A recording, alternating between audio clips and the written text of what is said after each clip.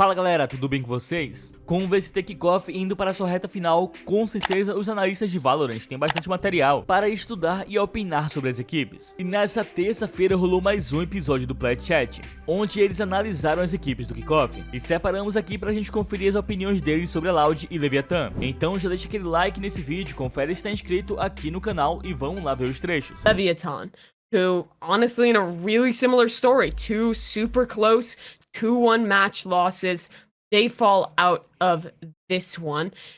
I think the things to really talk about with this teams is more so the second match against Sentinels, especially just getting like dominated on split. And honestly, like it was 13-9, but it didn't feel like super competitive on that bind game as well. It felt like in this one, Lev was a little outmatched. It's a very weird team. It's so odd, right? It's a very weird team.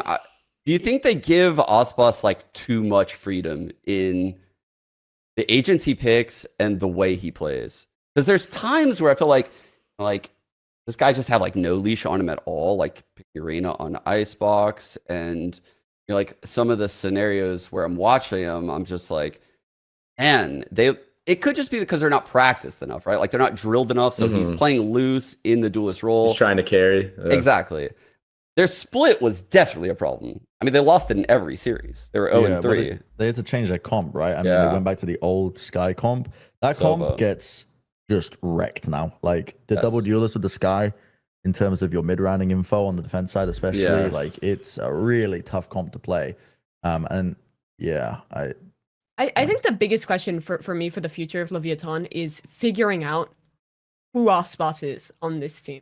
Because he can't be the same guy he was on Loud. Because if you think about Loud, I'm like envisioning their split where he's playing Jet. They're playing like 4-1 setups where he's like solo on one side of the map, trusted to like kind of do everything, or on their attack side they're like sending him into the site with a little bit of utility and like rushing in with like two great support plays. I think what really made Loud, besides Osbus's own excellence, was how good the guys following him were, like Kawenzine and SAADHAK as initiator players. Both always put up big numbers for the team and are super active in pushing and getting forward on these executes, which, like you were bringing up, Sean, Mazzino and Com aren't that same type of player. I think that they need to play a style that's less like what Osbus was on Loud and a little bit more structured, a little bit more fixated on like, these are the like setups of exactly how we're going to get him into the site, how we're going to use our utility to support him, instead of just like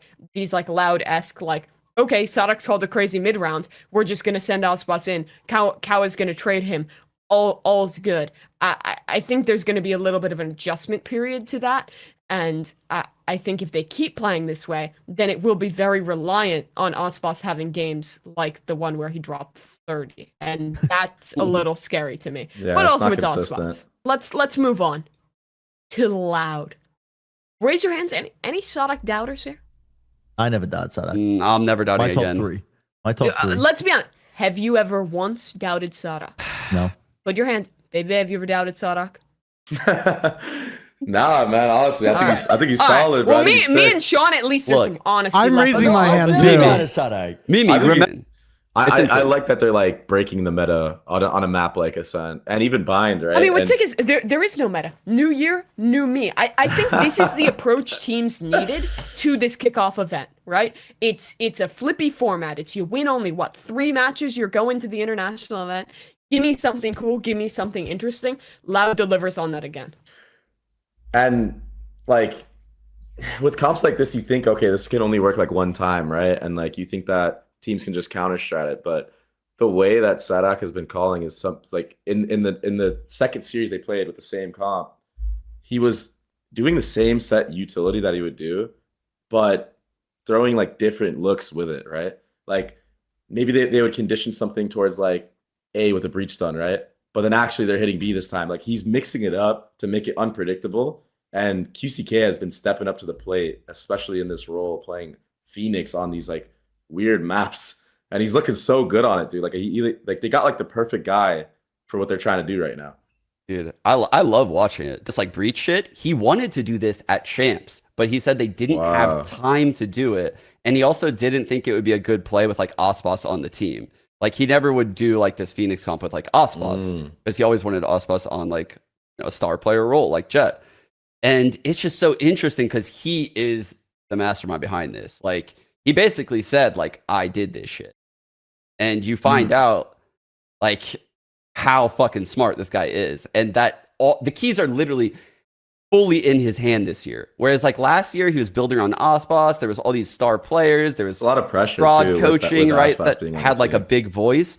I think this year is literally just like SAADHAK can do whatever he wants with this team. And it's going to be his comps. It's going to be crazy game plans. But like, yeah, like even like the retakes that Loud were doing on Ascent on A, where like it's like a molly, a flash, a stun, all coming in together on the people that are like just planning the bomb. It's so like, where are you supposed to play against this comp? Like how? You like, don't. Yeah. And offside. Exactly. And then what? And then you're like cut off by Viper mollies. It's just crazy, man. This like the way that they're cooking with this utility. Yeah, and you want to take the fight to them, right? but you can't, like, because they're aware that their weakness is getting disrupted in their retake, but they're ready for it.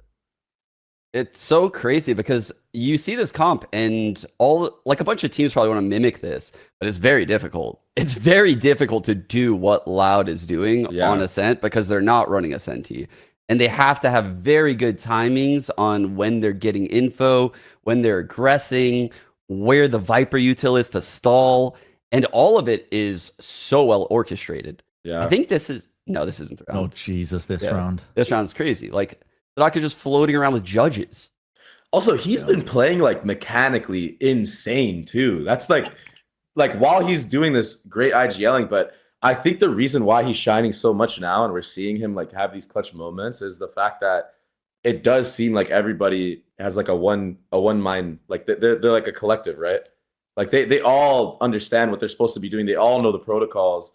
They're so like rehearsed on everything that they're doing that like it allows him to just be able to say something and everybody knows what they're supposed to do. Everybody knows what they're supposed to do.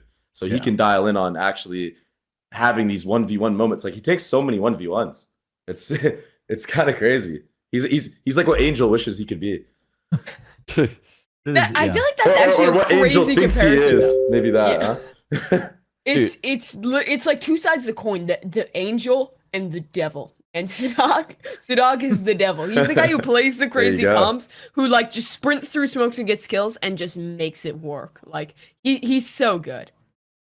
Yeah, this team also, I mean, throwing out a comp like this in this format of kickoff is really smart because one of the biggest tools you're gonna have, or like one of the biggest things that's gonna get you wins against any opponent, is forcing them to adapt to a new comp, just on the fly. Like anything that throws away prior prep in a really just like you play little matches. I mean, we're going into a single limb format as well for the playoffs now. Yeah. I think the fact that they've already shown that they're willing to experiment bodes well for Loud's chances. I do wonder on the flip side, when it does stop working, how are they gonna Well, it's already been tested. Like their Ascent comp was. Like they played it twice now. Like it survived the trial by fire. Yeah, that is very true. Of like teams actually being able to look at it. I also guarantee this team could very easily just go back to default comp if they wanted to. And that's what you get from playing these comps. That's what I was wondering though, because like I don't know, like how is QCK gonna be in a default comp? Like we haven't seen it yet. I'm assuming they're gonna be great. I'm assuming they're gonna be great, but we just haven't seen it. What's the vibe check on QCK? Are you guys feeling pretty positive? I think his debut with Live? I think he's ridiculous, man. He's good. He's the really perfect guy for this team. Like team player. There's no pressure of having Aspas on the team anymore, and that like there is heavy pressure having him on your team because he is the star. He's supposed to be the star, so you want to set him up, right? That's what Sean was saying earlier. Like QCK, he's a role player, but also this guy has a high ceiling. Like some of the shots that he's been hitting and his timings that he takes, and just his intuition as a player. Like he's doing these Phoenix ults, and he'll be full blind sometimes, running up B long on bind, and he just knows that he needs to spray this one corner. You know what I mean? Like at the right time. Gets the kill and then proceeds to get all the info on site afterwards. Like he's so flexible, which is how Aspas describes him actually in that like 6-minute video. This round, I actually messaged Kurt around just now. This is the round where they freeze. This is their bonus against Leviatan, and they actually have a Phoenix ult. I think most teams are using the Phoenix ult right here and just running it down at this moment. but they actually just freeze. Like, this is insane that they freeze in this position for as long as they do, given the fact that they have no senti. Like, they have no control over A main, no control over mid, and this is all just like micro comms waiting for things to come back online, and just the crossfire is perfect. Like, if someone were to come out and kill this guy in the corner, they're immediately traded, and the whole site is lost. So it's just all so well played. It's just positional. And honestly, I'm such a believer in SAADHAK after watching this shit.